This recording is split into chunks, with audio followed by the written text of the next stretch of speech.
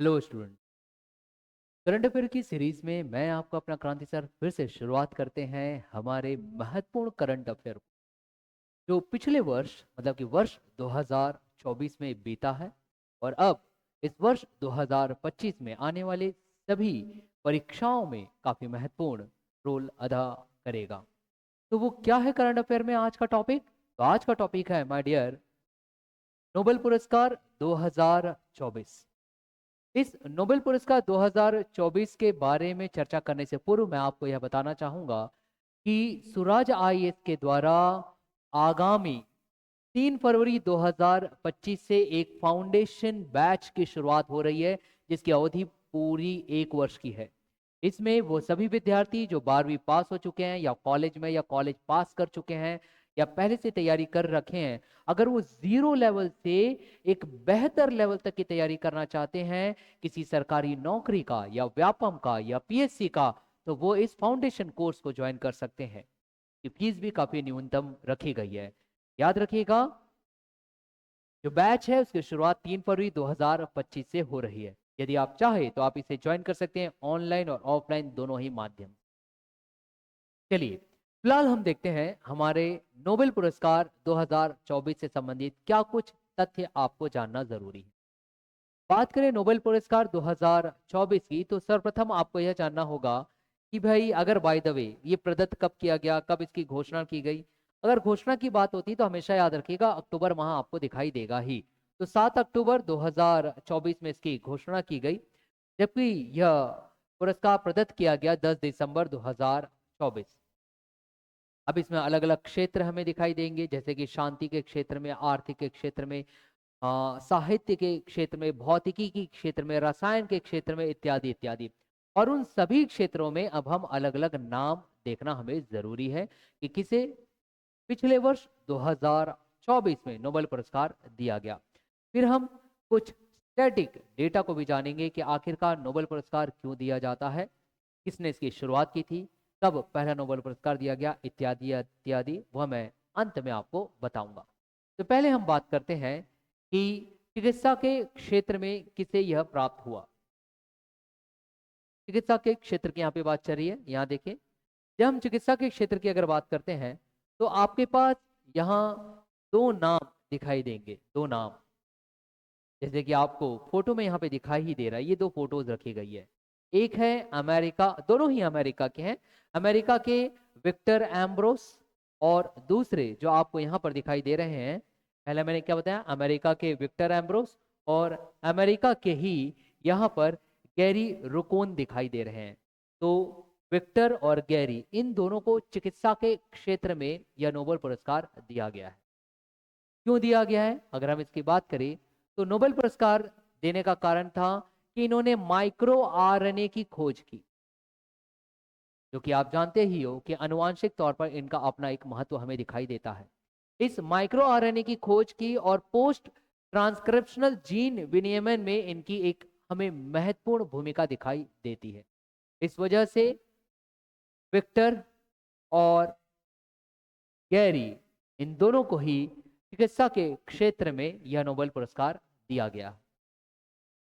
आगे भौतिकी के क्षेत्र में भी नोबेल पुरस्कार हमें दो लोग दिखाई देते हैं। एक कनाडा और ब्रिटेन से ही, दोनों से ही संबंधित है, जिनका नाम है जेफरी हिंटन, यहाँ आपको दिखाई दे रहे हैं, देखिए। दूसरा नाम आपके पास दिखाई देगा अमेरिका से, जॉन हॉपफील्ड। इन्हें दिया गया भौतिकी के क्षेत्र में। भौतिकी के क्षेत्र में इन्हें इसलिए दिया गया क्योंकि इन्होंने आधारभूत जो खोज की है, इनके जो आविष्कारों के लिए इन्होंने एक कृत्रिम, मतलब कि आर्टिफिशियल बात यहाँ पे चल रही है, कृत्रिम तंत्रिका नेटवर्क के साथ मशीन लर्निंग को इन्होंने सक्षम बनाया है। अब यहाँ पर कृत्रिम तंत्रिका नेटवर्क जो बात चल रही है, इस जस्ट लाइक योर ब्रेन, मगर यहाँ पे आर्टिफिशियल बात चल रही है। इस तरीके से ब्रेन से जुड़ा हुआ आपको नेटवर्क दिखाई देता है, वैसे यहाँ पे कृत्रिम यानी कि आर्टिफिशियल तंत्रिका नेटवर्क इन्होंने लाया, और साथ ही साथ उन्होंने मशीन लर्निंग को सक्षम बनाया है। मशीन लर्निंग मतलब कि प्रोसेस करके एक जो आउटपुट मिलेगा आपके पास, उसकी बात यहाँ पर चल रही है। तो उसके लिए जेफरी हिंटन जो कनाडियन और ब्रिटेनियन है, और जॉन हॉपफील्ड, इन्हें भौतिकी के क्षेत्र में यह नोबेल पुरस्कार दिया गया है। ये दो नाम आप याद रखोगे। आगे देखा जाए तो रसायन के क्षेत्र में हमें तीन नाम देखने मिलते हैं। रसायन के क्षेत्र देखिए, वह तीन नाम कौन कौन से हैं? तीन नाम की अगर बात किया जाए तो सबसे पहले अमेरिका से डेविड बेकर, फिर अमेरिका से ही जॉन जंपर, और ब्रिटिश या ब्रिटेन से आप ले सकते हैं के डैमिस हसाबिस। इन्हें दिया गया है रसायन के क्षेत्र में। रसायन के क्षेत्र में इन्हें इसलिए मिला गया क्योंकि अगर बात किया जाए डेविस बेकर को, जो कि अमेरिका से है, उन्हें कंप्यूटेशनल प्रोटीन डिजाइन के लिए दिया गया है। वैसे ही जंपर जो अमेरिका से है और डैमिस जो कि स्पेशली ब्रिटेन से है, इन्हें दिया गया है प्रोटीन संरचना की भविष्यवाणी के लिए। क्षेत्र है रसायन। नेक्स्ट, साहित्य के क्षेत्र में हमें एक नाम सुनने मिलेगा जो कि दक्षिण कोरिया से है। चित्र आपको दिखाई ही दे रहा है। यह दक्षिण कोरिया की महिला जिनका नाम है हांगकांग, इन्हें दिया गया है। इन्हें इनके साहित्य के क्षेत्र में इसलिए दिया गया क्योंकि इन्होंने अपने साहित्य के माध्यम से विशेष तौर पर इन्होंने ऐसे ऐतिहासिक आघातों को दर्शाया है जहां पर मानव काफी गंभीर अवस्था में थे। उनकी भावनाओं को इन्होंने प्रदर्शित किया और इन्हीं को ही वर्ष 2016 में इनकी एक पुस्तक हमें सुनने मिलेगा, वह द वेजिटेरियन, जिनके लिए इन्हें इंटरनेशनल बुकर पुरस्कार भी दिया गया है। नाम क्या है? दक्षिण कोरिया की हांगकांग। या आप नाम याद रखोगे।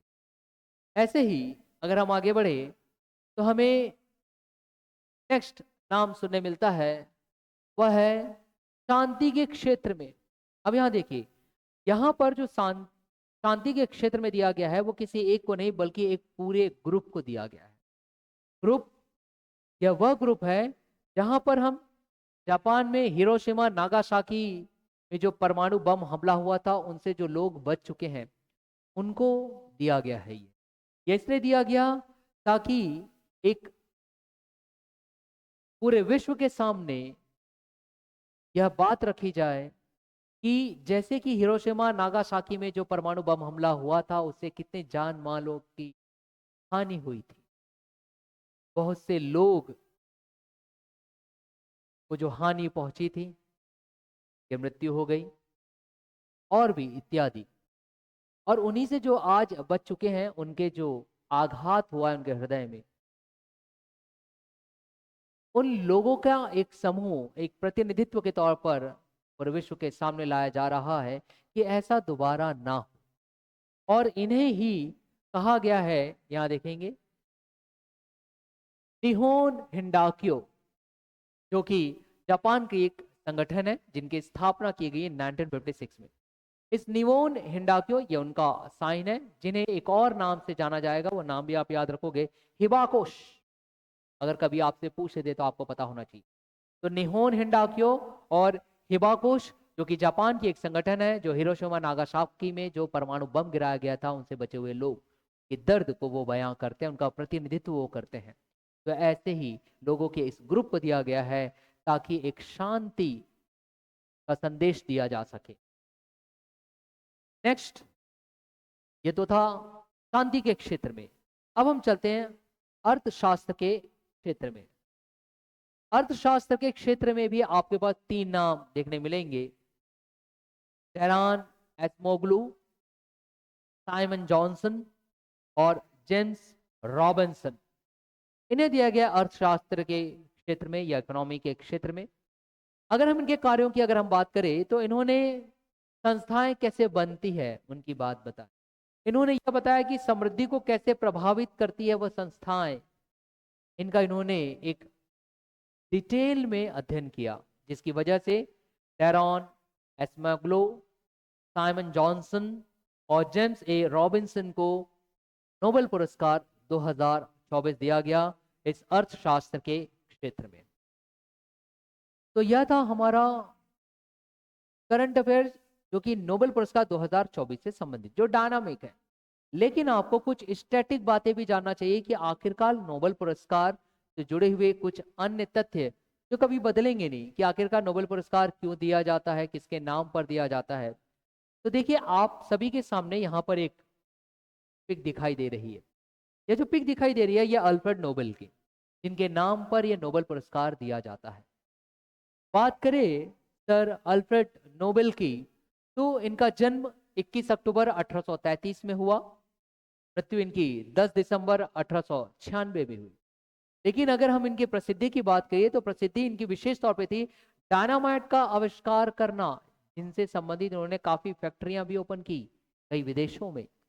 और इन्होंने 355 पेटेंट इनके नाम पर हमें दिखाई देता है। इनके व्यवसाय की अगर बात करें, तो ये रसायनज्ञ थे, मतलब कि केमिस्ट्री के क्षेत्र में काफी अच्छी मास्टरी, आविष्कारक, इंजीनियर, उद्यमी, व्यवसायी, लेखक इत्यादि सभी क्षेत्रों में ये पारंगत। इन्होंने 1896 मतलब अपनी मृत्यु से पूर्व 1895 में बात रखी गई इनके द्वारा कि एक पुरस्कार की स्थापना की जाए, और वो पुरस्कार है नोबेल पुरस्कार, जो इन्हीं के नाम पर ही दिया जाता है। कारण ये है कि ऐसा कहा जाता है कि इन्होंने जब डायनामाइट का आविष्कार किया और डायनामाइट की कई जगह इन्होंने फैक्ट्रियां लगाई गई, तो ऐसी बात इनसे जो जुड़ी हुई है वो यह है कि कई लोगों ने इस विज्ञान के आविष्कार का दुरुपयोग करता हुआ इन्हें महसूस हुआ मानव जाति के विरोध में। इस वजह से इन्होंने इस नोबेल पुरस्कार की शुरुआत की, ताकि एक शांति का संदेश दिया जा सके, और जिसमें अलग अलग क्षेत्र आपको दिखाई देते हैं, अर्थशास्त्र, भौतिकी, रसायन, साहित्य, शांति इत्यादि इत्यादि। बात करें, अगर आपसे पूछा जाए कि यह पुरस्कार की स्थापना सर्वप्रथम कब की गई, तो आपको उत्तर आना चाहिए 1895। ऐसे ही अगर आपसे यह प्रश्न किया जाए कि इस पुरस्कार को पहली बार कब दिया गया, तो वर्ष 1901 में पुरस्कार प्रदान किया गया। याद रखेंगे 1969 वह वर्ष है जब इकोनॉमिक्स का प्राइज शुरू किया गया। और अगर प्राइज मनी की अगर बात किया जाए, तो इंडियन रुपीस में 8.67 करोड़ रुपए हमें यहाँ दिखाई देते हैं। तो यह है कुछ तथ्य जो आपको जानना है। ये ऐसे तथ्य है जो स्टैटिक है, जो नहीं बदलेंगे। तो ऐसे ही करंट अफेयर की सीरीज को लेकर के मैं क्रांति सर आप सभी के सम्मुख आता ही रहूंगा। तब तक के लिए आप सभी को have a nice day. Thank you to all of you. जय हिंद, जय भारत।